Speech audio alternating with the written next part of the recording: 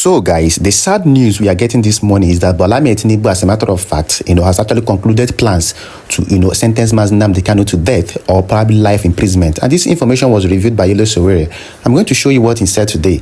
And it is quite shocking. And that is why Justice James Omotosho has been forcing Nnamdi Kanu to enter defense. And Nnamdi Kanu has refused. Nnamdi Kanu said, sorry, I'm going to show you what Omoyele Sowore just reviewed and leaked today. Nnamdi Kanu said, I'm not going to enter defense because he knows the trap they are setting for him. He said, you people don't even have any law under the Constitution of the Federal Republic of Nigeria that you people are trying me under. You are just, trying to make me enter defense so you can quickly round off this case and sentence me to death or probably a life imprisonment, which is going to be catastrophic, which is going to cause a lot of issues in the country. Let me read Omoyele Sowore's exposition today. This is actually happened today, being the 5th day of November, 2025. This morning, Omoyele Sowore said that for the avoidance of doubt and to alert the public, it has become clear that the secret decision has long been reached within the official Bat regime regarding the fate of Mazi Nnamdi Kanu. The plan, devised through a high-level political conspiracy, is to either sentence him to death or condemn him to life imprisonment. That this outcome, predetermined far in advance, is now being dressed up in the guise of judicial procedure. Justice James Omotosho is expected to conclude Kanu's trial by declaring that his refusal to open his defense amounts to an admission of guilt, a convenient interpretation designed to seal a verdict already agreed upon behind closed doors. The ruling is anticipated this November, a month that bears a haunting historical precedent, one of Nigeria's most haunting tragedies.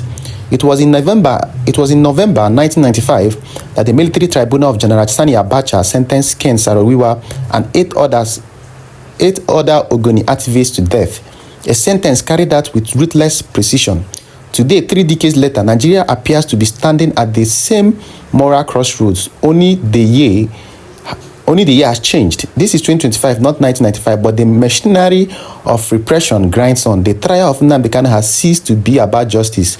It is now a test of conscience for the Nigerian state and its citizens alike. Omoyele Sowore is actually raising an alarm, and it is not going to be funny, which is basically the truth, if Malami Tinubu tries this, because it's going to put a lot of fat, turn the country upside down and cause more chaos in the country. What has this particular man done? Yesterday, Sheikh Gumi has been lamenting that they should not touch terrorists, that they should keep on negotiating. A lot of people in the north, they are negotiating with bandits. But what is it that this particular man did that you people are so after his life and after everything, just because he's an Igbo man? Just because he's an Igbo man. And many people do not even read the room or probably understand what's actually going on. Look at their own brother, being Malami Tinubu's brother, who him helped to actually escape, being Sunday Igboho. Sunday Igboho, the DSS said they got weapons from Sunday Igboho's house. Sunday Igboho came out and told the Fulani herdsmen that they should vacate their farms and forests, which is the same thing Nnamdi Kanu said. Sunday Igboho even formed his own military group and all that. So what is it that he did and what Nnamdi Kanu did that is quite different, that the federal government is actually going out all in for him like this? They've asked the federal government to settle this case out of court, use a political solution to solve this particular case. Nnamdi Kanu's lawyer was one of the people that actually, made that call yesterday, being a lawyer. Because this is a case that I've actually litigated or lingered for about 10 years now. That it literally and practically makes no sense again to continue on this particular path. That Malami Tinubu, as a matter of urgency, should use alternative dispute alternative dispute resolution methods to solve this particular case. Because Nnamdi Kanu said, look at Nnamdi Kanu's argument. And Nnamdi Kanu's argument is valid. He said that the constitution or the law you're using to try me is not even existing. He challenged Justice James Omotosho yesterday and equally challenged the prosecution team, being the federal government, that they should provide where in the constitution, where it is written that he did this, that what he committed was terrorism, because he cannot be charging someone for an act of terrorism when you cannot indicate specifically, precisely, and emphatically in the Constitution of the Federal Republic of Nigeria where the charge or where the law he broke is. He can't. And the guy said, I challenge you people, if you people can point out to where this charge is in the Constitution, I'm going to go ahead with the case. Now the guy said, okay, again, that even in your constitution, take your constitution and read and see what the constitution says about illegal extraordinary rendition. That it is tantamount to an act of terrorism, that you cannot try a man or someone that is illegally rendition in the country simply because illegal renditioning, and even the constitution says that you should not try or even go ahead, number one, to try or detain a kidnapped victim or someone that is illegally rendition in the country. So you could see that the Nigerian government and judiciary is just complicating themselves and complicating issues upon issues issues upon issues. People have spoken, people have written, people have told Malami Tinubu and the federal government that this particular man has no case to answer. Allow this particular man to go free. Release him. Release him. Release him.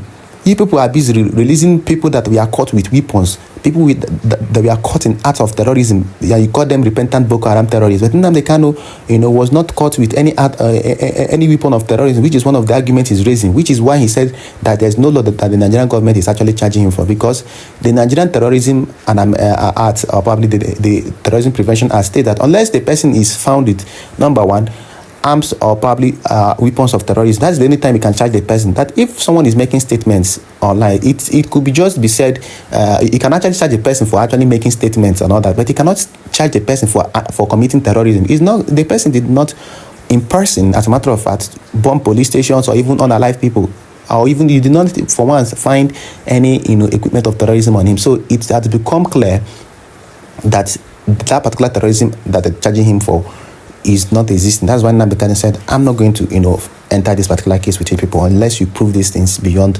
reasonable doubt. Well, that's that for that, because we are going to see. Remember, he's appearing before the court of Justice James Omotosho today, being 5th. So I'm going to update you on that particular regard. This information just came out. I said, let me drop it here so you people will see where this particular entire case is actually headed to. And also, let me play the video of this particular man from the Middle Belt who has been crying and lamenting of the Christian genocide that actually happened in the Middle Belt. He came out today and released a very shocking statement which shocked a lot of people. Let me play the video. When we come back, we'll try to analyze and wrap up more issues here.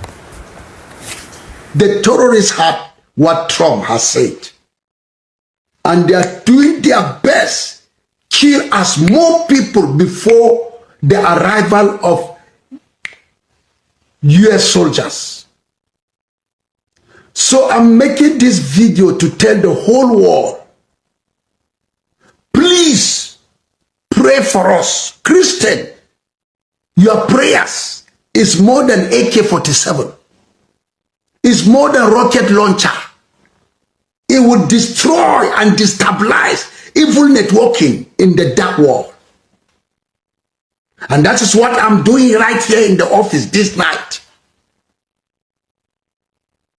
What am I to say?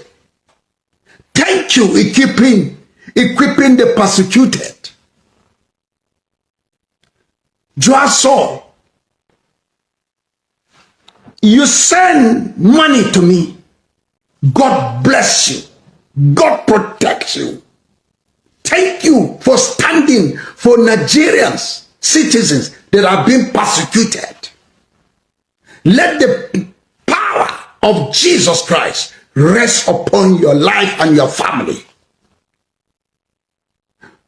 Where is Tes Cruz and all senators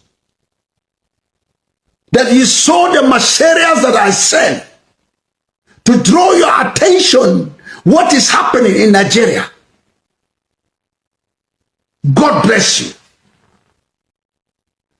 Continue doing the good work for us. Advocate for us. God will never forsake you. Nothing will stop God from laying his hands upon your family. Trump, I say thank you for making that statement.